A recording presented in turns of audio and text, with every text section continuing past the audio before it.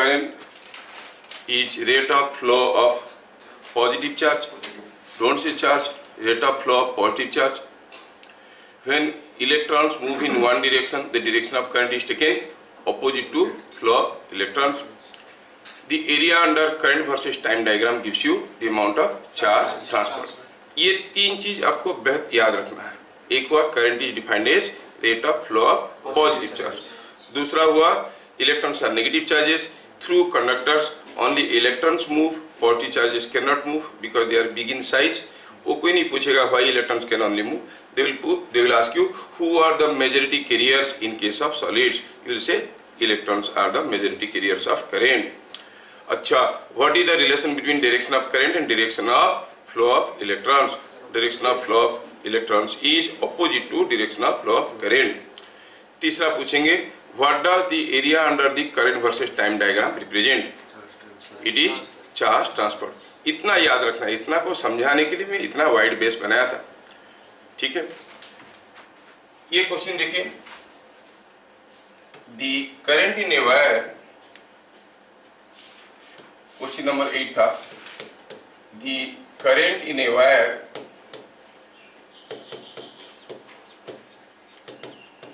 uniformly increases from 4 ampere, it was 4 ampere to 9 ampere in 6 seconds. Find charge transfer.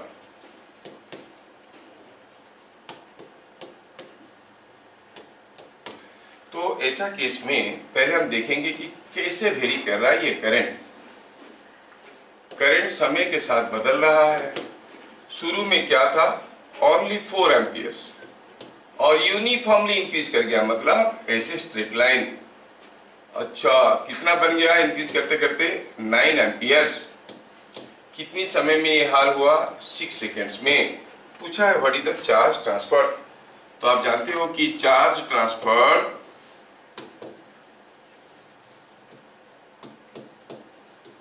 is equal to area under diagram.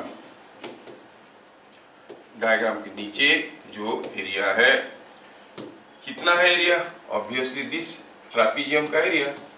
कितना है ये, half of sum of parallel sides. Trapezium area कैसे निकालते हैं, सम of parallel sides. ये 4 है, ये 9 है. 4 + 9 into distance between the parallel sides कितना है, 6. So it is coming out to be how much? It is coming out to be 39 coulombs. बहुत सिंपल है.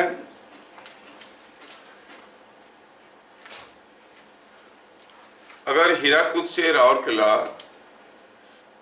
एसी सप्लाई हो रहा है इन ए कंप्लीट डे, जो चार्ज ट्रांसफर होगा हीराकुद से Rourkela, that will be very large और वेरी स्मॉल. ऐसे पूछे थे, वेरी लार्ज और वेरी स्मॉल. एसी सप्लाई हो रहा है, तो एसी क्या होता है, एसी इज ऑल्टरनेटिंग करंट, जिसका मैग्नीट्यूड और डायरेक्शन बदलता है. ऐसे ऐसे होता है. तो एक पूरे साइकिल में देखोगे जितना पॉजिटिव एरिया हुआ है उतना नेगेटिव एरिया हुआ है. Positive area indicates charge transfer in one direction, ये करंट है, ये टाइम है. Negative area indicates charge transfer in opposite direction. तो हर हाफ साइकिल में जितना चार्ज जाता है नेक्स्ट हाफ साइकिल में वापस आ जाता है. तो इतनी समय तक कितना चार्ज ट्रांसफर हुआ है, 0. दिन भर में ऐसे कितने बार हुआ होगा, नहीं बहुत बार होगा, लेकिन हर बार ये 0 हो रहा है. तो हम कह सकते हैं कि exactly it is 0.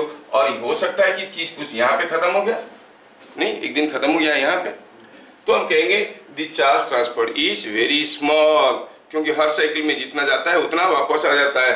Charge transfer in every cycle is 0, so total charge transfer is very small. ठीक है, अगला question.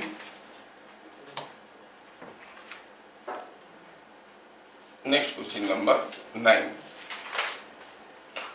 The charge transfer through a wire transferred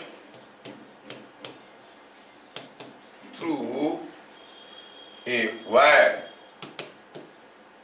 in t seconds is given by t second में कितना charge transfer हुआ है दिया है q is equal to 4t square plus 3t coulombs.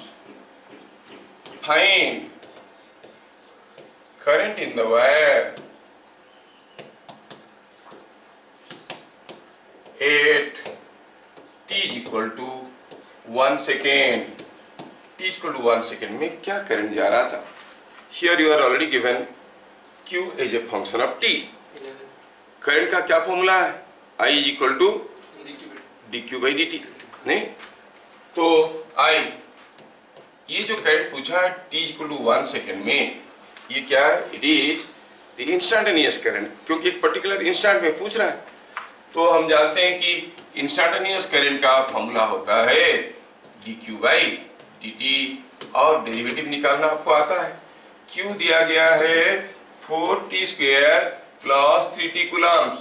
q दिया गया है 4t square plus 3t Coulomb's. Derivative करेंगे तो क्या बनेगा? 4 into 2 into 2 to the power t to the power 2 minus 1 plus 3 into 1 into t to the power 1 minus 1. It is coming out to be 8t plus t to the power 0 is 1, so it is 3. 8t is equal to 1 second.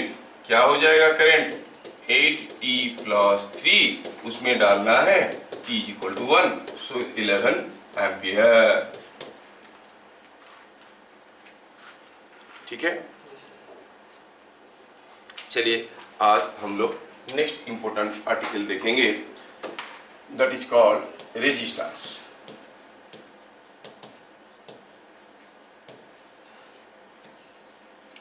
इसके ऊपर direct theoretical questions कुछ भी नहीं आएगा, 1 mark conceptual questions आएगा.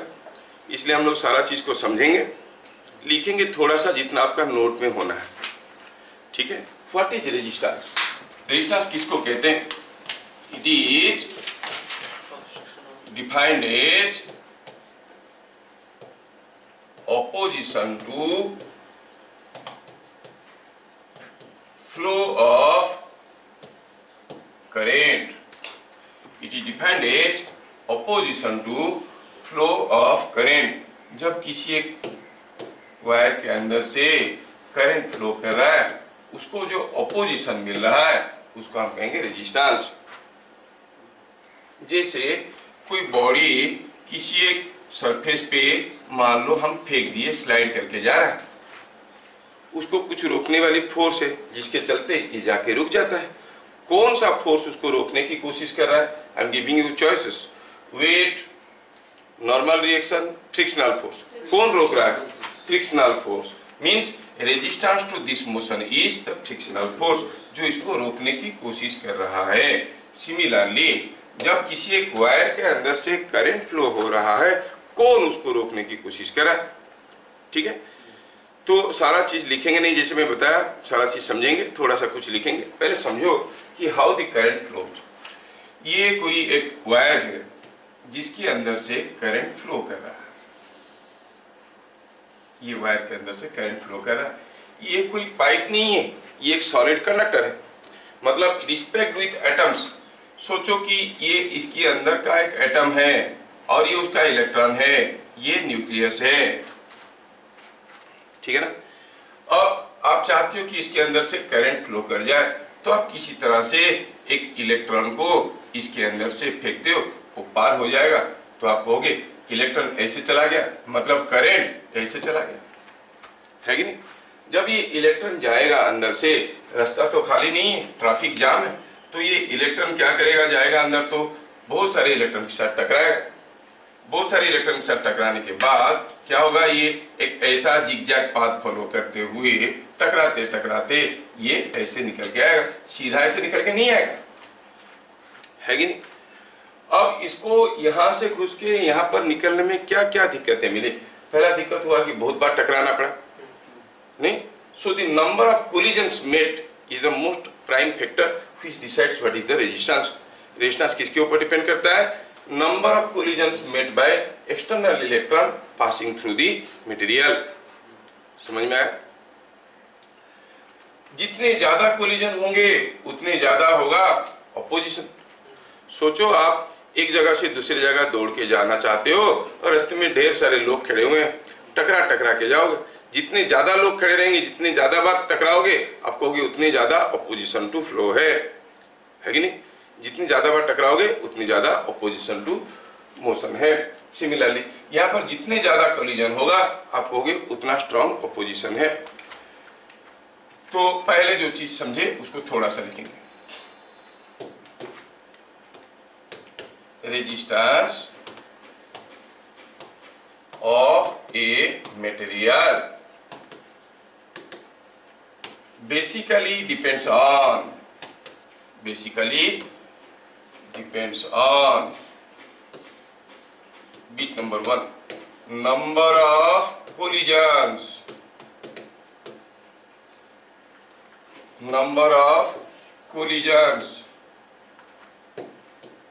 met by external electron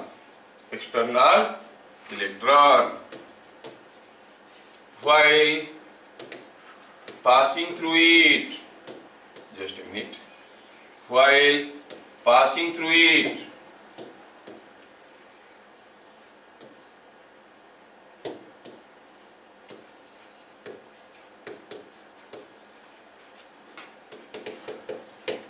ये हो गया पहला डिपेंडेंस।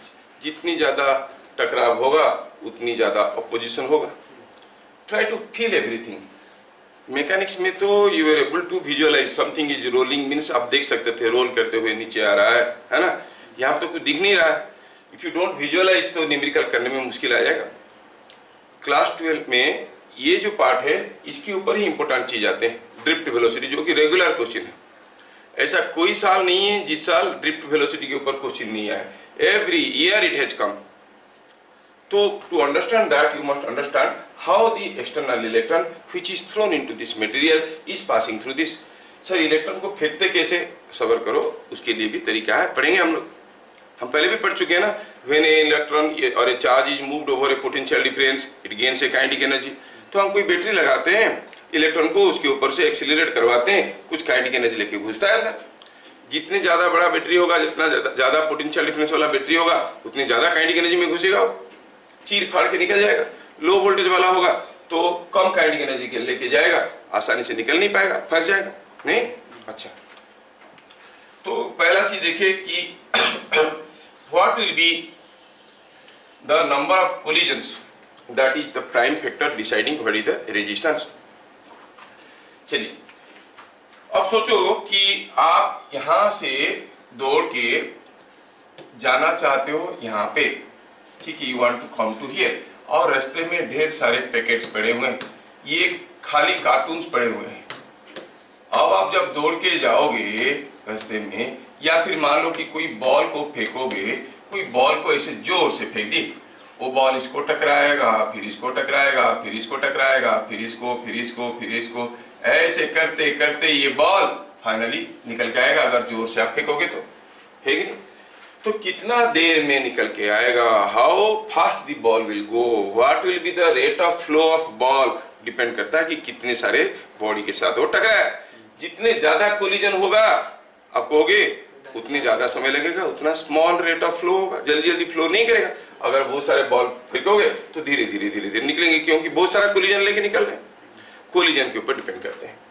दूसरा, सपोज ये जो कार्टून्स रखे हुए थे, आपने क्या किया, बॉल को यहां से फेंका, बॉल ऐसे गया, ऐसे आया, ऐसे ऐसे ऐसे ऐसे ऐसे ऐसे ऐसे होते हुए यहाँ पर आके पहुंचा। The ball has followed a path like this. Suppose ये जो पैकेट्स रखे हुए थे ये खाली कार्टून्स थे, तो बॉल को जाने में ज्यादा दिक्कत तो नहीं होगा, नहीं? लेकिन सोचो कि ये भरे हुए हैं, उसके अंदर पत्थर रखा हुआ है। अब बॉल को जाने में ज्यादा अपोजिशन मिलेगा कि कम अपोजिशन मिलेगा? क्योंकि पहली बार जब ये खाली कार्टून था, ये इसको मारता था तो ये बॉक्स को फेंक देता था, धक्का देके फेंक देता था और भाग जाता था। लेकिन अभी तो धक्का देके फेंकेगा तो ठीक है, लेकिन खुद भी वापस आने की कोशिश करेगा। जब ये हेवी बॉक्सेस है तो क्या होगा, ये जो बॉल आप फेंक रहे हो ये टकराएगा, उतना आसानी से नहीं जाएगा क्योंकि बॉल इसको बाउंस करवा देगा पीछे की तरफ, क्योंकि हेवी ब्लॉक है। क्या मेरी बात समझ में आ रहा है? सिमिलरली जब किसी एक मटेरियल की अंदर से आप इलेक्ट्रॉन भेजने की कोशिश कर रहे हो और जो इलेक्ट्रॉन अंदर जाके अंदर की एटम की इलेक्ट्रॉन के साथ टकरा रहे हैं, अंदर की एटम की इलेक्ट्रॉन, अब यहाँ पर दो केस एराइज होता है। ये मटेरियल है कैसा? If it is a conductor, you know the outermost electrons are lightly bound to the nucleus. It is as good as empty packets. खाली पैकेट पड़े हुए थे, तो ये गया, इसको टकराया, टकराने से you know there will be elastic collision, ये और ओब्लिक होगा या हेड ऑन होगा, जो भी होगा, ये भाग जाएगा, ये इधर आ जाएगा, ऐसे करते करते जिगजैग पाथ फॉलो करते हुए ये निकल के आता था। मतलब when this binding force is small, कुछ रेजिस्टेंस उसको मिला। क्यों मिला? Because of the collision of external electron with the material electrons, है कि नहीं? लेकिन सोचो, when this binding force is very strong, the nucleus strongly attracts the outermost electron. In that case, जब ये यहाँ से जाके इसको टकराएगा, यहाँ वाला इलेक्ट्रॉन क्या गाना गाएगा? जो हमसे टकराएगा चूर चूर हो जाएगा। अब ये टकराएगा क्योंकि स्ट्रांगली पकड़ के रखा है, ये तो जाएगा नहीं, ये खुद नॉकआउट हो जाएगा और ऐसे करते करते ज्यादा डिफिकल्टी फेस करते हुए निकल के आएगा, है कि नहीं? जब एम्प्टी पैकेट्स रखे हुए थे, आपको यहां से यहां तक दौड़ के जाने के लिए कहा गया, जितनी तकलीफ हुआ, अगर ये भरे हुए पैकेट्स होते, वजनदार पैकेट्स होते, तो आपको ज्यादा तकलीफ होता। जब ये हल्के फुल्के इलेक्ट्रॉन्स थे जो अपने अपने न्यूक्लियस के साथ बंधे हुए नहीं थे, बंधे हुए तो थे but that force was very small, तब इसको जो अपोजिशन मिल रहा है। और जब ये फोर्स काफी स्ट्रांग था, कौन सा फोर्स? न्यूक्लियस और इलेक्ट्रॉन के बीच में जो फोर्स काफी स्ट्रांग था, in that case the opposition will be more. समझ में आ रहा है क्या? तो इसका मतलब ये इलेक्ट्रॉन इसके अंदर से जाने से क्या ऑपोजिशन पाएगा? दो चीज के ऊपर डिपेंड किया। पहला हुआ number of collisions made by the external electron passing through the material. दूसरा हुआ द बाइंडिंग फोर्स। फोर्स अगर स्ट्रांग है तो ज्यादा ऑपोजिशन मिलेगा। लेकिन थोड़ा ध्यान से देखो, ये बाइंडिंग फोर्स किसके ऊपर डिपेंड करता है? कोई इलेक्ट्रॉन अपनी न्यूक्लियस के साथ कितनी जोर से बंधा हुआ है, डिपेंड करता है कि न्यूक्लियस में कितना चार्ज है। इलेक्ट्रॉन का चार्ज सबको मालूम है, और उन दोनों के बीच में डिस्टेंस नहीं, ये डिस्टेंस। फोर्स क्या होता है? कूलम्ब्स लॉ आपको आता है, Kze × E by R square. इसका मतलब यहाँ पर K एक कांस्टेंट है, E कांस्टेंट है। अब Z हो गया एटॉमिक नंबर, R हो गया distance between electron and the nucleus.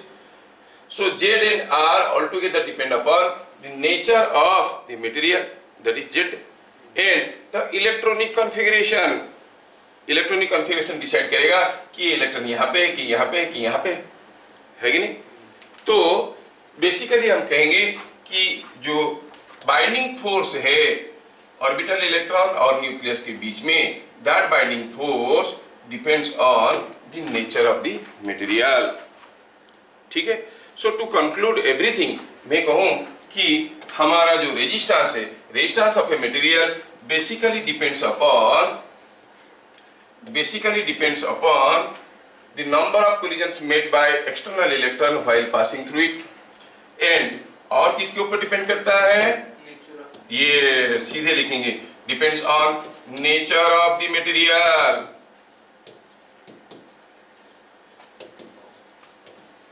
दो चीज के ऊपर डिपेंड करते हैं।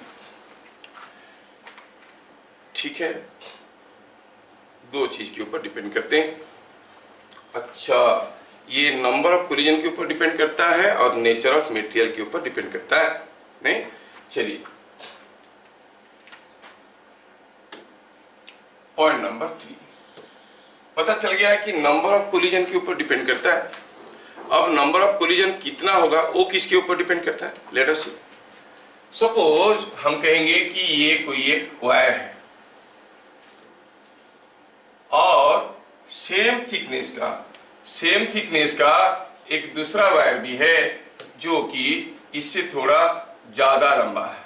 और ये क्या है? इससे थोड़ा ज्यादा लंबा है, ऐसा है। अब सोचो कोई एक्सटर्नल इलेक्ट्रॉन जब इसके अंदर से जाएगा ऐसे ऐसे ऐसे टकराते हुए following A zigzag path it automatically comes like this. दूसरे केस में भी ऐसे ऐसे ऐसे टकरा टकरा के बहुत सारा जिगजैग पाथ फॉलो करते हुए ये निकल के आएगा। क्या आप गेस करके बता सकते हो कौन से केस में ये जो इलेक्ट्रॉन अंदर से गया उसको ज्यादा कोलिजन मिला, पहला केस में कि दूसरा केस में? ऑब्वियसली दूसरा केस में। जितना ज्यादा दूर जाएगा उतना ज्यादा अपोजिशन मिलेगा। मतलब the number of collisions made by the external electron passing through the material depends upon the length of the material. Length बढ़ेगा तो नंबर ऑफ कोलिजन बढ़ेगा कि घटेगा? बढ़ेगा कि घटेगा? लेंथ बढ़ेगा तो नंबर ऑफ कोलिजन बढ़ेगा, है ना? अच्छा, जितना ज्यादा लेंथ होगा उतना ज्यादा नंबर ऑफ कोलिजन होगा। Now let us take another case. Suppose I say this is what is, or I say here is a pipe of this thickness. Just imagine, आपको समझाने के लिए कर रहा हूँ। दूसरा एक पाइप है जो इससे ज्यादा मोटा है और सेम लेंथ का है। Now look at these two pipes. अगर मैं कोई बॉल को इसके अंदर फेंकता हूँ, ये बॉल जाएगा, ऐसे टकराएगा, ऐसे ऐसे ऐसे ऐसे ऐसे करके निकल के आएगा। सेम बॉल को इसके अंदर फेंके तो ऐसे आएगा, ऐसे आएगा, ऐसे आएगा और ऐसे निकल जाएगा। कौन सा केस में ज्यादा कोलिजन हुआ? केस 1 और केस 2? केस 1। केस 1 में कोलिजन ज्यादा हुआ। मतलब जितना कम क्रॉस सेक्शनल एरिया होगा उतनी ज्यादा कोलिजन होंगे। सो दी कोलिजन जो डिसाइड कर रहा है कि रेजिस्टेंस क्या होगा वो किसके ऊपर डिपेंड करता है? लेंथ के ऊपर और एरिया के ऊपर। लेंथ को बढ़ाओ तो कोलिजन बढ़ेगा, एरिया को बढ़ाओ तो कोलिजन घटेगा। So we say the number of collisions made is directly proportional to length and inversely proportional to the cross sectional area. क्या ये बात समझ में आया? ठीक है, तो जो चीजें हमें समझ में आया वही लिखेंगे, क्योंकि कोई आपको इसके ऊपर शॉर्ट नोट्स नहीं पूछने वाला। जहां पर नोट्स पूछने वाली चीज आएंगे हम बताएंगे, लेकिन थोड़ा थ्योरी समझा करो। Resistance is proportional to L by A and the constant of proportionality is given by rho L by A। यहाँ पे L क्या है? L is length of path of current। Current कौन से रास्ते में जा रहा है, वो कितना लंबा है? जितना ज्यादा लंबा होगा उतनी ज्यादा नंबर ऑफ कोलिजन्स होंगे। A is area of cross section of path of current। जिस रास्ते में करंट जा रहा है उस पाथ का एरिया ऑफ क्रॉस सेक्शन क्या है। और ये जो R है रेजिस्टेंस, इसका यूनिट क्या है? ओम। माइनर क्लासेस में आप पढ़ चुके हो, जिसको हम लोग ओम कहते हैं, है ना? ये है ओम, ऐसे लिखते हैं ओम। ये जो रो है, रो क्या है? It is called resistivity. ये क्या चीज है सर? पहली बार बता रहे हैं? नहीं, पहली बार नहीं बताया। मैं आपको दो चीज बताया था, एक हुआ नंबर ऑफ कोलिजन, दूसरा हुआ nature of the material. This resistivity depends upon nature of the material. It is depends on nature of material.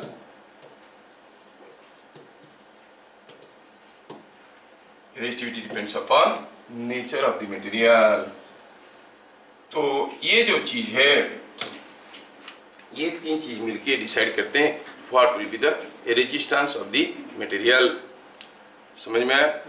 Resistivity depends upon nature of the material मतलब किसके ऊपर डिपेंड करता है? It depends upon the electronic configuration and atomic structure. Z का value और R का value, ये दोनों के ऊपर डिपेंड करता है। कोई एटम का Z को तो हम बदल नहीं सकते। क्या किसी एटम के एटॉमिक नंबर को बदल सकते हैं? नहीं।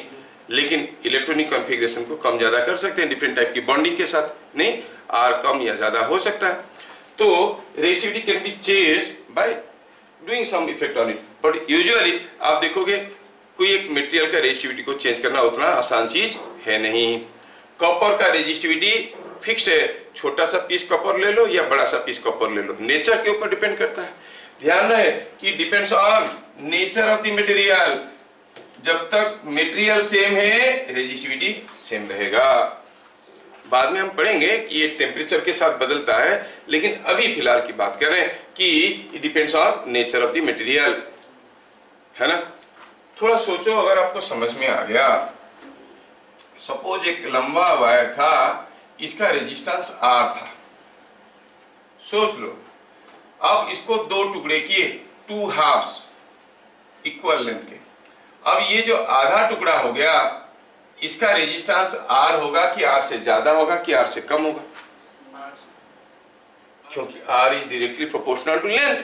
आधा लेंथ ले लिए, अब यहां से यहां तक जाने में ज्यादा कोलिजन होगा कि यहां से यहां तक जाने में? यहां से यहां तक जाने में ज्यादा कोलिजन होगा, मतलब अभी number of collision will be less, तो रेजिस्टेंस विल बी हाफ्ड। क्यों? क्योंकि resistance is directly proportional to length. But what about resistivity? पूरा का रेजिस्टिविटी रो था, अगर ये लेंथ के ऊपर डिपेंड करता है क्या? नहीं करता है, ये तो मटेरियल के ऊपर डिपेंड करता है। कॉपर का है कि एल्युमिनियम का है कि प्लास्टिक है कि ग्लास है कि क्या है, उसके ऊपर डिपेंड करता है ना। काट, मान लो कि ये कॉपर का है, आधा करने के बाद भी तो कॉपर ही रहेगा, मतलब resistivity is not going to change. Resistivity depends on nature of the material, that is not going to change. बढ़िया। रेजिस्टिविटी और रेजिस्टेंस के डेफिनेशन में क्या चेंज होगा? डेफिनेशन में क्या कहेंगे? Resistivity is the nature of the material which affects the resistance of a material. ठीक है, नेचर ऑफ द मटेरियल है जो अफेक्ट करता है रेजिस्टेंस कितना होगा। मैं अभी आ रहा हूं रेजिस्टिविटी के ऊपर, पॉइंट नंबर 4 में। रेजिस्टिविटी के बारे में ढेर सारी चीजें देखेंगे। अभी हमें मालूम है कि R is equal to rho L by A। यहां से क्या पता चला? Rho is equal to AR by L। आप ये फिगर को देखो और बताओ, किसी एक वायर का लेंथ को बढ़ाएंगे तो रेजिस्टिविटी बढ़ेगा कि घटेगा? Resistivity depends upon the nature. Length को बढ़ाओगे रेजिस्टिविटी नहीं घटने वाला। फॉर्मूला देख के मत बोलना कि उल्टा हो जाएगा, ये लेंथ बढ़ाओ रेजिस्टिविटी घट जाएगा, ऐसा नहीं है। क्योंकि कॉपर वायर है तो खींच के लंबा करोगे तो कॉपर ही तो रहेगा, नहीं और सोना बन जाएगा क्या? और वही होता तो तुम लोग थोड़ी कोचिंग आते, घर में बैठ के खींचते, नहीं कॉपर को सोना बनाते। अब यहाँ पे देखो, by stretching the length resistivity is not going to change. तो रेजिस्टिविटी का यूनिट क्या हो गया? R का यूनिट है ओम, R का यूनिट है ओम, और A का यूनिट है मीटर स्क्वायर, और लेंथ का यूनिट है मीटर। तो काट पीट के क्या मिला? It is coming out to be ohm metre. Ohm metre. अब रेजिस्टिविटी के बारे में क्या कहेंगे? रेजिस्टिविटी रो क्या है? Depends on nature of material.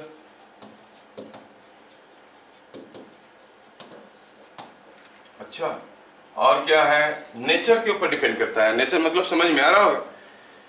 आप देखोगे कि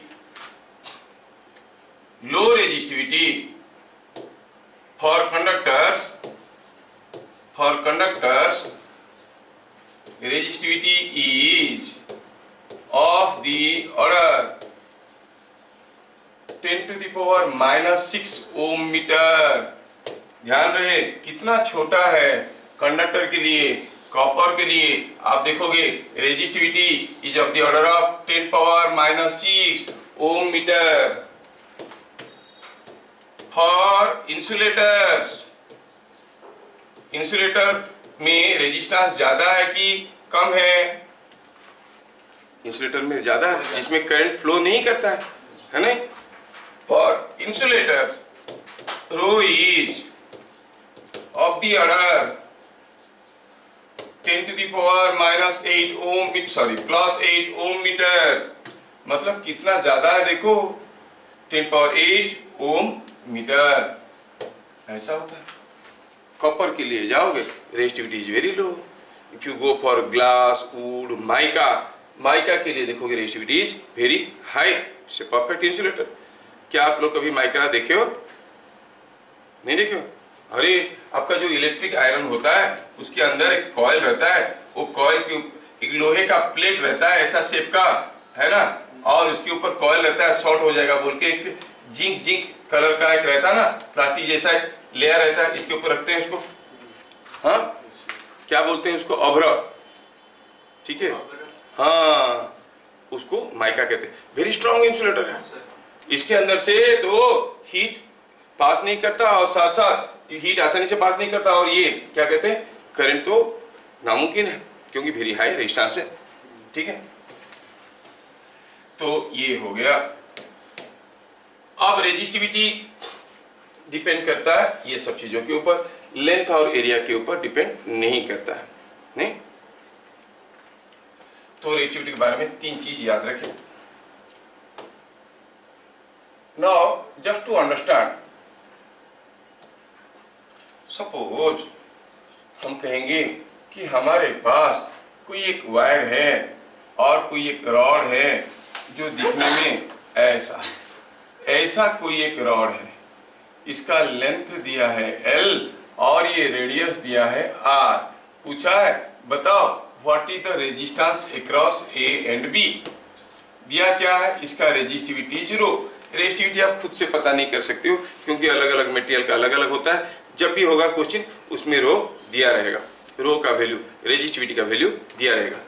क्या बता सकते हो, in this case resistance across AB, ये कोई एक रॉड है, इसका रेजिस्टेंस दोनों एंड में क्या होगा, क्या होगा। फॉर्मूला तो कहता है rho L by A, rho L by A मतलब करंट अगर यहां से घुसेगा यहां से निकलेगा, what is L, length of the path followed by current. Current यहां से यहां तक गया, कितना दूर गया L। सो हम कहेंगे रो L बाई एरिया। कौन सा area, area of cross section, ये एरिया। अगर इसका रेडियस R है तो ये क्रॉस सेक्शनल एरिया कितना होगा, pi R square. So you say resistance is pi R square. कितना सिंपल है। Resistance of this bar is rho L by pi R square. दूसरा केस लेते हैं। सपोजिंग हमारे पास कोई एक ऐसा वाला मटेरियल है, ठीक, ये कोई एक रेक्टेंगुलर बार है और मैं देखना चाहता हूं कि how is the resistance across the two ends. ऐसा करके है और दिया है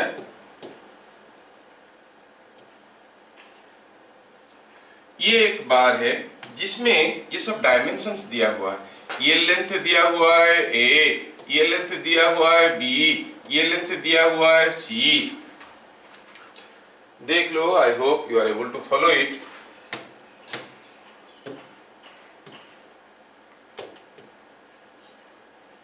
ये ऊपर वाला सरफेस है, ये नीचे वाला सरफेस है ना। और चलो मानते हैं कि ये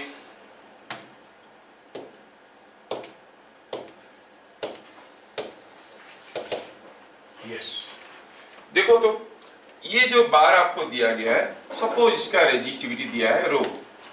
थोड़ा मदद करना मेरा, मैं निकालना चाहता हूं ये दोनों एंड में क्या रेजिस्टेंस होगा। सपोज इस पॉइंट का नाम है कैपिटल A और इस पॉइंट का नाम है कैपिटल B। क्या आप मुझे बता सकते हो इस मटेरियल के लिए RAB क्या होगा, rho L by A. So what length the current has to pass, जब करंट यहां से घुसेगा इधर से निकलेगा कितना दूर जाना पड़ेगा, L का वैल्यू क्या लेंगे हम लोग। देखो यहां से यहां पर L का वैल्यू क्या लेंगे, C बाई एरिया। एरिया क्या लेंगे, area of cross section perpendicular to this. कौन सा एरिया है, ये A है, ये B है, तो इट इज AB। क्या बात समझ में आ रहा है। अब सेम मटेरियल के लिए कोई अगर पूछेगा कि बताओ ये पॉइंट है P और ये निचला वाला पॉइंट है Q, बताओ what is resistance across PQ। तो आपका करंट अभी घुसेगा यहां से, निकलेगा यहां से, कितना दूर आना पड़ेगा, उसको आना पड़ेगा a distance B। So it will be rho B by area, area of cross section perpendicular to the direction of flow. मतलब कौन सा एरिया है, ये वाला एरिया है है कि नहीं? ये एरिया कौन सा है? AC। तो अगर मैं आपको ऐसा एक रेक्टेंगुलर बार देता हूं और पूछता हूं कि बताओ व्हाट इज द रेजिस्टेंस, आप बोलोगे पहले बताओ कौन से दोनों टर्मिनल में, अलग अलग टर्मिनल में अलग अलग रेजिस्टेंस होगा। क्या बात समझ में आ रहा है? ठीक है, ठीक है।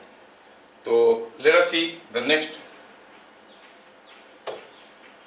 सपोज हमारे पास कोई एक यूनिट क्यूब है।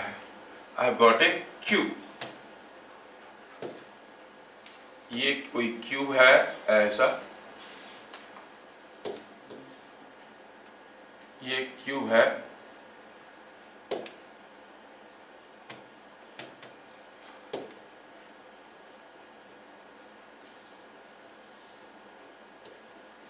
ये क्यूब है, ये क्यूब का साइड लेंथ L है और यूनिट क्यूब है।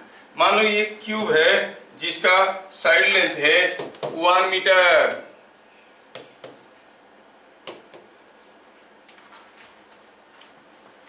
Example, resistance across any two opposite faces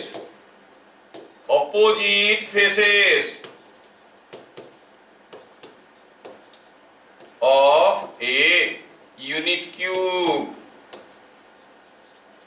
of a material। क्या आप मेरी मदद कर सकते हो? रेजिस्टेंस क्या होगा?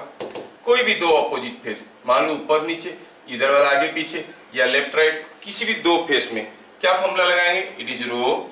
क्या लेंथ आना पड़ेगा? लेंथ है यूनिट क्यूब। यूनिट क्यूब मतलब साइड लेंथ 1 मीटर है। तो रो लेंथ कितना हो जाएगा? 1। Area 1 into 1। Is it same as rho? Yes. So here we get another derived definition for resistivity। resistivity of the nature of the material is the nature of the material। लेकिन कहने के लिए हम कह सकते हैं कोई एक मटेरियल का रेजिस्टिविटी निकालना भी आसान है। क्या करोगे? उस मटेरियल का एक यूनिट क्यूब ले लो, उसका दोनों ऑपोजिट सरफेस में रेजिस्टेंस क्या है मेजर कर लो। The resistance is same as the resistivity. समझ में आया? तो लिखेंगे thus resistivity is the resistivity of a material is the resistance across two opposite faces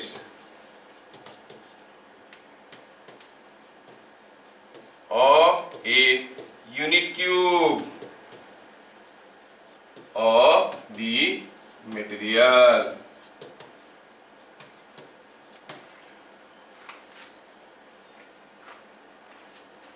depends on the nature. निकालेंगे कैसे? कोई भी मटेरियल का चाहिए, you take a unit cube, a cube of side length 1 metre, फिर देखो कि what is the resistance across two opposite faces. क्या मैं रेजिस्टेंस क्या है समझा पा रहा हूं? हाँ, चलिए अब इसके ऊपर थोड़े कुछ क्वेश्चंस करते हैं, फिर हम लोग आगे बढ़ेंगे। A wire of resistance R was cut into n equal parts. What is resistance of each part? अरे कितना सिंपल है। कोई वायर था, इसका लेंथ L था, इसको जब n इक्वल पार्ट किए, हर एक पार्ट का लेंथ क्या हो गया? L/n है कि? इसका रेजिस्टेंस था R, इसका रेजिस्टेंस R डैश। दोनों का क्रॉस सेक्शनल एरिया बराबर है, तो R is proportional to length. यहाँ पर R dash is proportional to length, तो आप क्या कहोगे? R is proportional to length, मतलब R by R dash is equal to length of the first wire by length of the second wire. हुआ कि नहीं हुआ? तो इसका मतलब R डैश कितना हो गया? R डैश हो गया R/n। 1 मार्क वाला क्वेश्चन होगा और कभी नहीं आएगा, लिख के देते हैं क्योंकि इतना इजी कभी नहीं आता है। Resistance is equal to R by N। Next, a cube of material was converted into a wire of radius R। हमारे पास कोई मेटल ब्लॉक पड़ा हुआ था, इसको वायर बना दिए। क्या रेडियस का वायर? R रेडियस का वायर। अब जब इसको वायर बना दिए, लेंथ कितना होगा क्या मालूम क्या होगा, लेकिन रेडियस तो R है दिया है। अच्छा बताओ, जब इसको मारपीट करके हम वायर बना दिए, किसका वॉल्यूम ज्यादा है? क्यूब का वॉल्यूम ज्यादा है कि वायर का वॉल्यूम ज्यादा है? पहले सोचो किसका मास ज्यादा है। मान लो ये है 100 ग्राम का क्यूब, तो ये वायर बनेगा, उसका वजन कितना, मास कितना होगा? 100 ग्राम। अगर ये कॉपर है तो ये कॉपर रहेगा, मतलब इसका जो डेंसिटी था वही डेंसिटी रहेगा। Density remain same, mass remain same. Density is mass by volume, so volume remain same. इसका जो वॉल्यूम है इसका भी वही वॉल्यूम है। अच्छा, यहाँ पर जो क्रॉस सेक्शनल एरिया है वो है कितना? Pi R square. तो हम कहेंगे V is equal to pi R square into length, है कि नहीं? V is equal to pi R square into length. क्या लिखेंगे? Here volume remain same, volume remain same,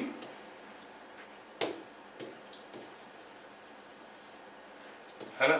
so L क्या हो गया? L हो गया V by pi R square.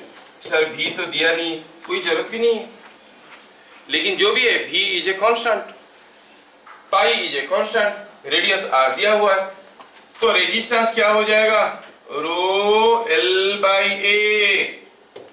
Row A क्या है? पाई आर स्क्वायर। L क्या है? V by pi R square.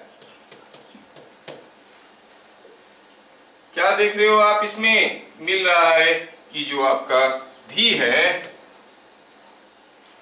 जो आपका V है वो तो कांस्टेंट है, और क्योंकि V कांस्टेंट है, रो भी कांस्टेंट है, किसी एक मटेरियल का रेजिस्टिविटी नहीं बदलता है, depends upon the nature of the material.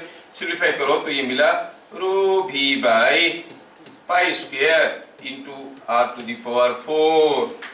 क्योंकि ये सारा चीज कांस्टेंट है। कौन सा सारा चीज? ये सारा चीज कांस्टेंट है, तो आप क्या कहोगे?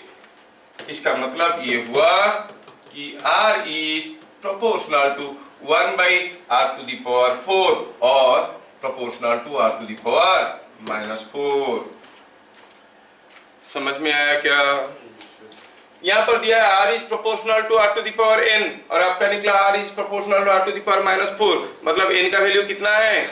-4। तो मिला कि n इज इक्वल टू -4। ठीक है, चलिए नेक्स्ट, ये था सॉल्यूशन।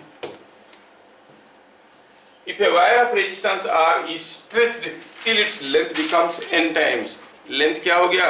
n times हो गया, नहीं? अच्छा, length becomes n times। कोई वायर था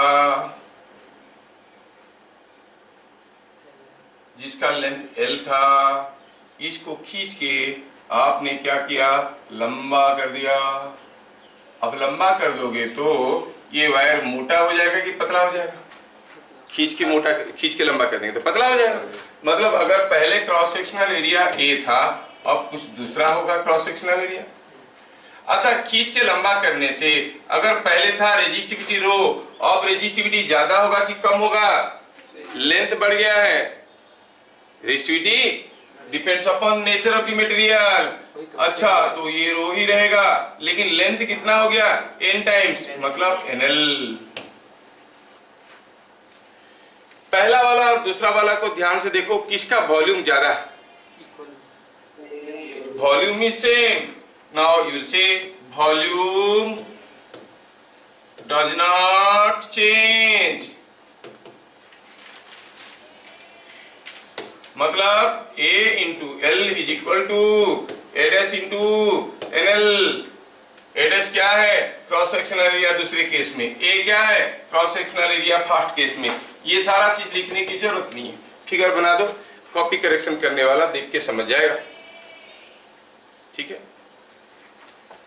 तो एडस कितना हो गया भैया, एल तो कैंसिल हो गया, एडस हो गया A/N।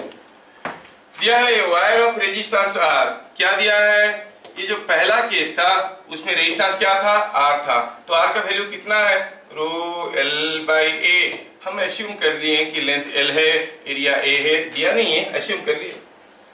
नाउ जो नया रेजिस्टेंस होगा, न्यू रेजिस्टेंस, खींच के लंबा करने के बाद उसका फॉर्मूला क्या बनेगा, रो लेंथ क्या है NL, एरिया क्या है A/N, क्योंकि अब इसका एरिया है A/N, लेंथ है NL। थोड़ा सिंप्लीफाई करो तो is it coming out to be, N ऊपर गया, N स्क्वायर रो L/A, लेकिन ये रो L/A का वैल्यू क्या है, R है, तो ये बन जाएगा N स्क्वायर R। कोई वायर को खींच के N टाइम्स लंबा कर देंगे तो रेजिस्टेंस N स्क्वायर टाइम्स हो जाएगा, है ना। खींच के डबल लंबा कर देंगे, कोई वायर का रेजिस्टेंस था 10 ओम, खींच के डबल लंबा कर दिए, अब रेजिस्टेंस क्या हो जाएगा, 2 का स्क्वायर 4 × 10 40 ओम। कोई वायर का रेजिस्टेंस था 5 ओम, खींच के 3 गुना लंबा कर दिए, अब रेजिस्टेंस क्या बनेगा, 3 का स्क्वायर × 5 45 ओम। क्या मेरी बात समझ में आ रहा है, yes. Next, a rectangular metal block has dimensions A × B × C where A is greater than B is greater than C, ऐसा दिया है, ठीक है। find the ratio of maximum resistance to minimum resistance across two opposite faces of the block।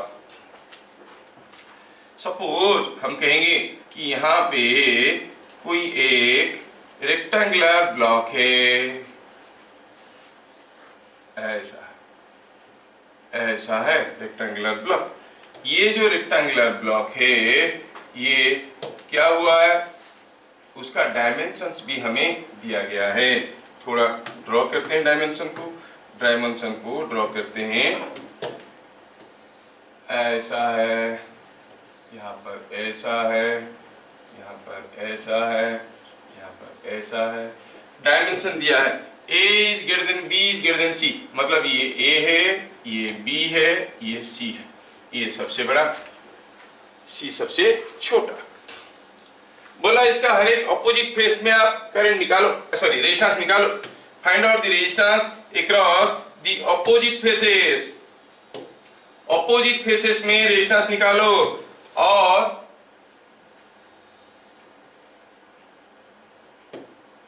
बताओ कि जैसे मान लो कि मैं निकालना चाहूंगा कि जो ये दोनों फेस में क्या होगा, ये दोनों फेस में क्या होगा, आगे पीछे में क्या होगा, सारा रेजिस्टेंस निकालूंगा।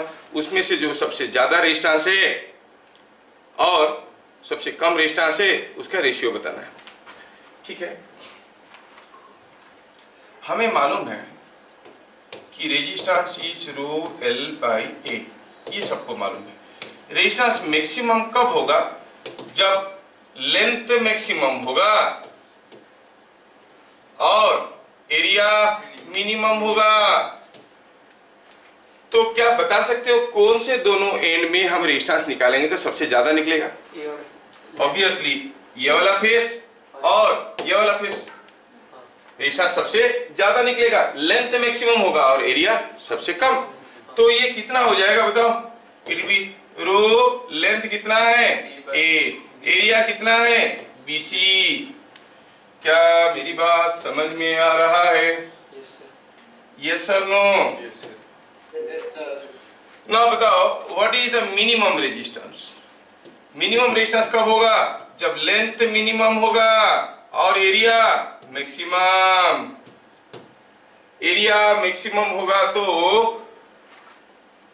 और लेंथ मिनिमम होगा तो रेजिस्टेंस मिनिमम होगा। देखो तो कौन सा लेंथ सबसे कम है? ये आगे वाला सरफेस और पीछे वाला सरफेस है कि नहीं?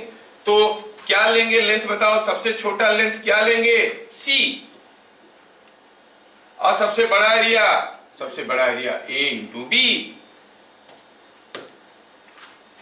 क्या बात समझ में आ रहा है? सबसे छोटा एरिया, छोटा लेंथ सी, सबसे बड़ा एरिया ए बी। पूछा है बताओ what is the ratio of maximum resistance to minimum resistance. अब इतना करने के बाद तो बाकी तो कोई भी कर सकता है। क्या बता सकते हो what is the ratio? Square by C square, R max by R mean is equal to rho A by B C, और ये हो गया rho C by A B, so it is A square by C square. क्या बात समझ में आ रहा है? ठीक है।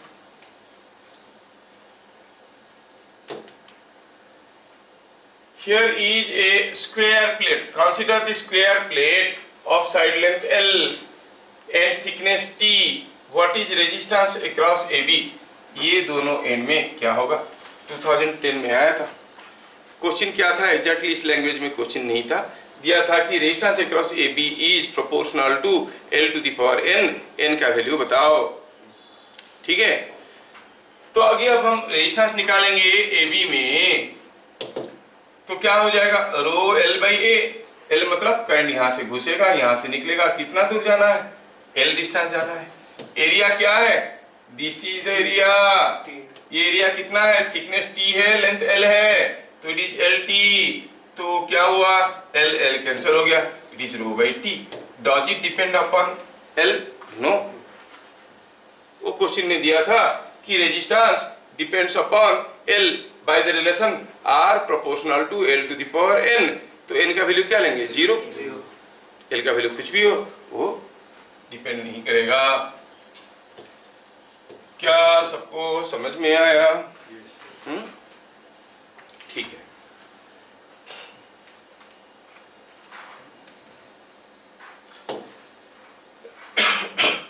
Let us see next important term, that is potential. हम लोग करंट देखे, रेजिस्टेंस देखे, पोटेंशियल डिफरेंस देखेंगे, फिर ओम्स लॉ देखेंगे और धीरे धीरे कदम कदम बढ़ाए चलेंगे। ठीक है, now let us understand what is potential.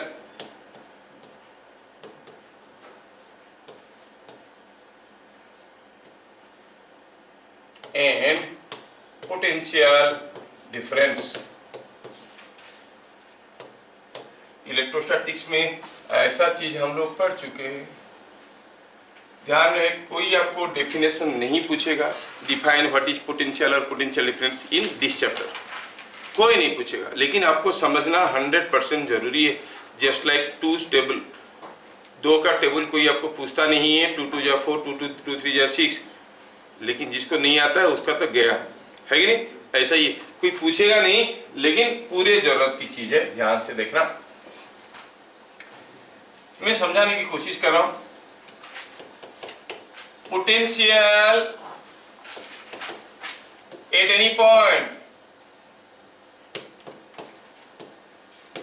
in a network is defined as the work done in moving a +1 coulomb charge. वो तो हम लोग इलेक्ट्रोस्टैटिक्स में भी पढ़े थे, हाँ यहाँ पर भी वही है। From point of reference to point of concern through any path।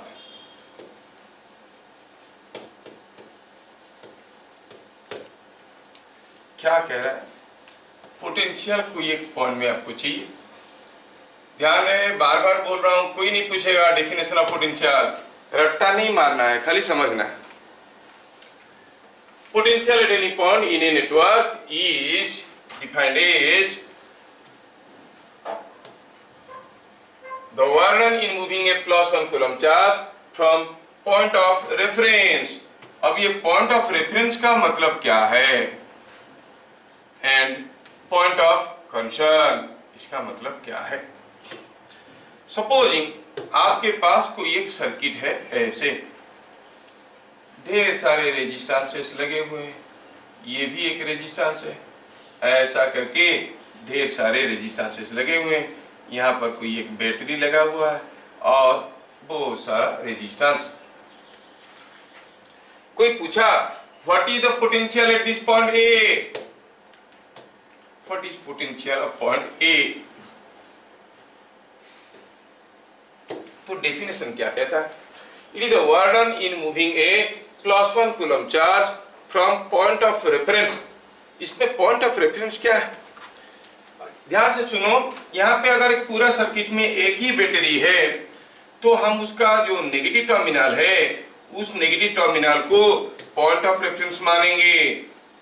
जिसको भी पॉइंट ऑफ रेफरेंस मानेंगे उसको थोड़ा एक ऐसा फिगर बनाएंगे, ये क्या है, ग्राउंड कनेक्शन, मन ही मन में बनाएंगे, क्वेश्चन में दिया नहीं रहेगा अगर सिंगल बैटरी है तो। पूरे सर्किट में रिपीट कर रहा हूं, अगर सिर्फ एक ही बैटरी है तो you take the negative terminal as the point of reference, और कोई +1 कूलम चार्ज को यहां से पॉइंट ऑफ कंसर्न ए हो गया पॉइंट ऑफ कंसर्न, जिस पॉइंट में हमें पोटेंशियल चाहिए, हमारा पॉइंट ऑफ कंसर्न है ए, यहां से यहां तक लेके जाएंगे, जो वर्क होगा वो होगा पोटेंशियल एट पॉइंट ए। किधर से लेके जाएंगे, आप किधर से भी लेके जा सकते हो, you can go like this, you can go like this, you can go like this, यहां से निकले 3 बार ऐसे घूमे फिर ऐसे लेके गए, कोई फर्क नहीं पड़ता, you can go like this, है ना, किसी भी रास्ते में जा सकते हो, आप चाहो तो इधर से भी जा सकते हो, you can go like this, किसी भी रास्ते में जाओ, ये कंजर्वेटिव फील्ड है, work done is independent of path, तो जो पोटेंशियल होगा आप देखोगे किसी भी रास्ते में जाओ बराबर होगा, किसके साथ, on the work done in moving A +1 coulomb charge. अब दो क्वेश्चन सामने आया, सर अगर एक बैटरी है तो इसको पॉइंट ऑफ रेफरेंस ले लेंगे, मान लो कि 2 बैटरी है, यहाँ पे भी और एक बैटरी है, आप पॉइंट ऑफ रेफरेंस किसको लेंगे, when there are 2 batteries, when there is 2 और 3 और 5 बैटरीज कोई सर्किट में, आप किसका नेगेटिव टर्मिनल को पॉइंट ऑफ रेफरेंस लेंगे। उस केस में जब आपको पोटेंशियल पूछा जाएगा तो अब ऐसा एक फिगर कहीं ना कहीं दिया रहेगा, ऐसा एक फिगर कहीं ना कहीं दिया रहेगा, ऐसा एक फिगर कहीं दिया रहेगा, सपोज ऐसा मेंशन कर दिया, मतलब you have to take this point as reference. When there are number of batteries in the circuit, figure में ऐसा कोई एक अर्थिंग कनेक्शन रहेगा जिसको आप पॉइंट ऑफ रेफरेंस लोगे, यहां से जाओगे। अगर एक बैटरी है तो ऐसा फिगर नहीं देगा, आपको नेगेटिव टर्मिनल को पॉइंट ऑफ रेफरेंस लेना है। ये हो गया पहला डाउट। दूसरा डाउट हुआ कि सर यहां से यहां तक जाने में जो वर्क होगा दैट इज द पोटेंशियल, लेकिन वर्क निकालने का तरीका होता है फोर्स, डिस्प्लेसमेंट, ये सब पढ़े, कैसे निकालेंगे, क्या फोर्स होगा, क्या डिस्प्लेसमेंट होगा, वर्क कैसे निकालेंगे, नहीं, अच्छा थोड़ा सब्र करिए, वो भी आ जाएगा आपके सामने कि वर्क कैसे निकालते हैं। अभी थोड़ा सा वेट करिए, उसके लिए हमें बताया जाएगा Ohm's law, how to find the work done. तो अभी जो भी वर्क होगा वो होगा पोटेंशियल एट पॉइंट ए, यहां से यहां तक जाना है, कौन से रास्ते में, किसी भी रास्ते में जाओ। सपोज हम कहेंगे ये पॉइंट है बी, मुझे पूछा गया what is potential difference VA minus VB, तो मैं जाऊंगा रेफरेंस से, ये जो रेफरेंस है, रेफरेंस से ए तक जाऊंगा, जो वर्क होगा वो हो गया VA, रेफरेंस से बी तक जाऊंगा, जो वर्क होगा वो होगा VB। सोचो कि मैं रेफरेंस से ए तक गया, जो वर्क हुआ वो हो गया VA, अब रेफरेंस से बी तक गया, जो वर्क हुआ वो हो गया VB। Now VA minus VB क्या हो गया, ये पूरा वर्क माइनस ये वाला वर्क, बच गया ये वाला वर्क। सो VA माइनस VB क्या हो गया, ये डेफिनेशन हम लोग पहले भी देख चुके हैं, it is work done in moving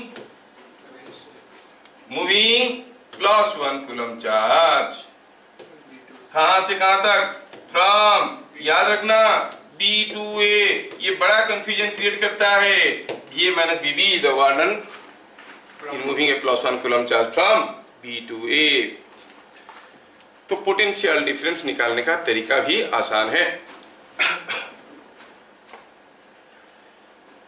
VA minus BB is the warden moving from B2A। जब भी आपको पूछा जाएगा VA माइनस BB, आप +1 कूलम चार्ज लेके बाहुबली की तरह B से A तक जाना और देखना कितना वार्क हुआ। जो वार्क हुआ that is VA minus BB। हाँ, वो तो ऑटोमेटिकली आ जाएगा, है ना। वार्डन, इसमें अंदर एक इलेक्ट्रिक फील्ड है। What is the warden by electric field? Conductor के अंदर भी एक इलेक्ट्रिक फील्ड होता है। सर आप तो पहले बोले थे नहीं होता है। नहीं होता है क्या? नहीं होता। इलेक्ट्रोस्टैटिक्स में कंडक्टर के अंदर वो इलेक्ट्रोस्टैटिक्स था, स्टैटिक चार्ज। यहाँ पर तो चार्जेस मोशन में है ना। हाँ, तो अब इसमें VA minus BB is the warden in moving +1 coulomb charge from B to A। ठीक है, अब ये वार्क निकालेंगे कैसे? For that we have to understand what is Ohm's law. अभी अगला 20 मिनट का क्लास को जो ध्यान से नहीं सुनेगा उसको आगे कुछ भी समझ में नहीं आएगा। आई विल टेक 20 मिनट्स, पूरा 20 मिनट का सारा चीज आपको समझ में आना बहुत जरूरी है। ठीक है, पूरा ध्यान लगाओ। ओम्स लॉ क्या कहता है? कहता है eight constant temperature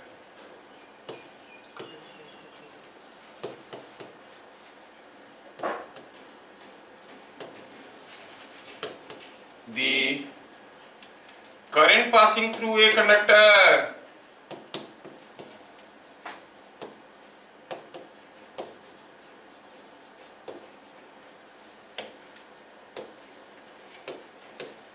is directly proportional to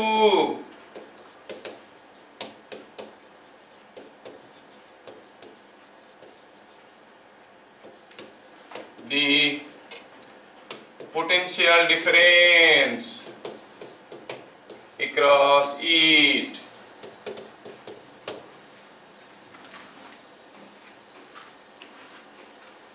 ठीक है, जब टेम्परेचर कांस्टेंट है, the current passing through a conductor is directly proportional to the potential difference across it. Ohm's law almost सबको आता है, माइनर क्लासेस में पढ़े। V is equal to IR करके। नहीं, लोग बोलते हैं कि V is proportional to I। No, V is not proportional to I। If A is the cause of B, तो हम लिखते हैं B is proportional to A।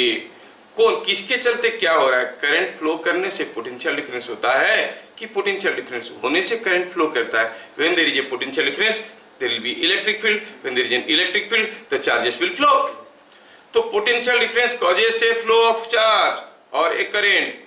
तो करंट कितना होगा? जितने ज्यादा पोटेंशियल डिफरेंस होगा उतना ज्यादा होगा। So you say I is proportional to V, the potential difference. V is proportional to I मत बोल देना। A proportional to B does not mean B is proportional to A।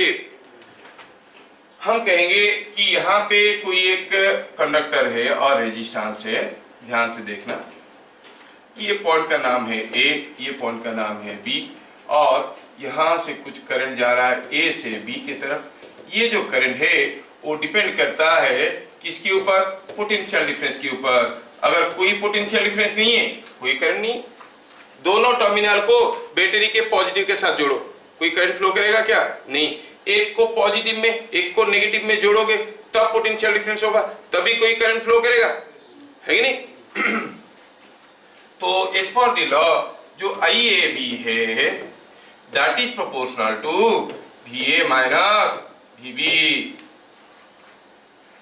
Ohms law में जो आप V इक्वल टू IR कहते हो, वो V क्या है? It is not potential, it is potential difference. समझ में आया? अब अगर प्रोपोर्शनलिटी है तो प्रोपोर्शनल है तो कांस्टेंट क्या है? Constant is IAB is equal to VA minus BB by RAB। अक्सर ओम्स लॉ का स्टेटमेंट पूछा जाता है, लेकिन उसका एक पॉइंट फॉर्म है जिस फॉर्म को आप लोग नहीं पढ़े हो, J equal to sigma E, उसके बारे में पूछा जाता है। इसके बारे में यूजुअली नहीं पूछा जाता है क्योंकि माइनर क्लासेस में आप जानते हो। IAB is equal to VA minus VB by RAB। मतलब जो रेजिस्टेंस है दोनों के बीच में 1 by resistance VA is the constant of proportionality. हाँ सर, सब कुछ तो समझ में आया, लेकिन बीच में ये टेम्परेचर कहां से आया? नहीं, how come this temperature is related to voltage, current and all that, ये तो रिलेशन नहीं बताया। अब टेम्परेचर का फैक्टर क्यों लिया गया है मैं बता देता हूं। यहां पर जो कांस्टेंट ऑफ प्रोपोर्शनलिटी है वो रेजिस्टेंस है। VA माइनस VB होता है वोल्ट बाय ओम, इसका मतलब सेम इज एम्पियर, है कि नहीं? वोल्ट बाय ओम में सेम इज एम्पियर। ये टेम्परेचर के ऊपर क्यों डिपेंड करता है? देखो भाई, यहाँ पर हमारा जो रेजिस्टेंस है ये कांस्टेंट है। मान लो कि कोई एक मटेरियल का रेजिस्टेंस बदल देंगे, रेजिस्टेंस बदल देंगे तो उसके अंदर जो इलेक्ट्रॉन्स है एटम का, वो हीट एनर्जी को खा के एक्साइटेड स्टेट में जंप करेंगे। But when they jump to excited state they can not stay there, क्योंकि खाली पहुंच जाने से रुकेगा नहीं। कोई कूद के कहीं भी पहुंच सकता है, लेकिन वहां पर टिकने के लिए उसके कुछ क्वालिटी होना चाहिए। The angular momentum must be a whole number multiple of h/2π, तभी जाके रहेगा। एनर्जी लेके कूद गया लेकिन एंगुलर मोमेंटम नहीं बना तो वहां पे रुकेगा नहीं, फिर से वापस आएगा। फिर से आप गर्म कर रहे हो तो फिर कूदेगा, फिर वापस आएगा और इट विल स्टार्ट ऑसिलेटिंग। इसको कहते हैं थर्मल एजिटेशन ऑफ इलेक्ट्रॉन्स। जब किसी एक मटेरियल को गर्म करते हैं उसके इलेक्ट्रॉन्स जंप करने लगते हैं एक्साइटेड स्टेट और ग्राउंड स्टेट के बीच में। अब क्या हुआ कि जब बाहरी कोई इलेक्ट्रॉन अंदर से जाने की कोशिश करता है, सोचो मान लो कि यहाँ पर 10 लोग खड़े हैं, चुपचाप खड़े हैं, आप एक जगह से दूसरी जगह दौड़ के जाना चाहते हो उनके बीच से, तो you will get some number of collisions. अच्छा, अभी वही 10 लोग हैं, उसी रूम के अंदर है और सब इधर उधर भाग रहे हैं, अब दौड़ के जाओगे तो आपको ज्यादा कोलिजन मिलेगा कि कम कोलिजन मिलेगा? ज्यादा मिलेगा। पहला केस में इट वाज क्या है? इट वाज इंसिडेंटल, आप दौड़ के धक्का देके जो सामने जा रहे थे। दूसरे केस में आप धक्का नहीं दे रहे हो, कोई दूसरा आके आपको धक्का दे रहा है, तो नंबर ऑफ कोलिजन्स इंक्रीज। तो जब भी किसी एक मटेरियल को गर्म करते हैं उसके इलेक्ट्रॉन्स भी कूदने उछलने लगते हैं। जो बाहर वाला इलेक्ट्रॉन उसके अंदर से जाता है उसको मोर नंबर ऑफ कोलिजन्स मिलते हैं, तो रेजिस्टेंस बदल जाता है या फिर बढ़ जाता है। समझ में आया क्या? तो टेम्परेचर अगर बदलेगा ये रेजिस्टेंस बदलेगा। कैसे बदलेगा वो भी एक इंपॉर्टेंट टॉपिक है, we shall see how the resistance changes with temperature. बहुत इंपॉर्टेंट है, छोटा टॉपिक है लेकिन आता है क्वेश्चन। तो to keep this constant a constant, ये रेजिस्टेंस कांस्टेंट ही रहे उसके लिए क्या चाहिए? टेम्परेचर कांस्टेंट होना जरूरी है, नहीं तो फिर ये कांस्टेंट नहीं रहेगा, ये बदल जाएगा। इसीलिए at constant temperature the current passing through a conductor is directly proportional to the potential difference across it and IAB is VA minus VB by RAB। क्या मेरी बात समझ में आया? VA माइनस VB मतलब B2A जाना है? नहीं? अच्छा ठीक है, अब ये चीज आपको समझ में आया। ओम्स लॉ को यूज करने के लिए मैं अभी देखूंगा पॉइंट नंबर 4 में, Ohm's law is hold good at constant temperature because with change in temperature